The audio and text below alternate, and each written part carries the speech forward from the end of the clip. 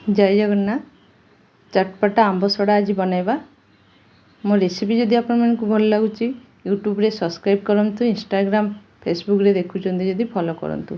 तो आंब को भल कि आगो धोई नहीं, धोईकी ताकू काढ़ी नहीं आंब, तापर ग्राइंडिंग करने तापर कड़ई रे मु आगो जीरा और सुखला लंका टी भाजी नहीं, तापरे मीडियम आँच रे आमे आंबटा को बसेबा, ताकू फुटे दबा टिके, बहुत समय फुटिबो टिके, फुट सारे जेतले एई टाइप रो थिक हे जिवो तमे बंद करदे चुली।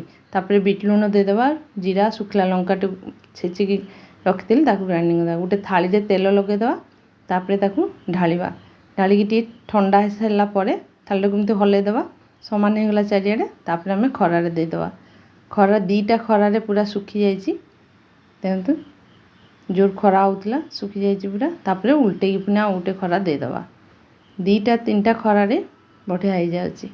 जय जगन्नाथ।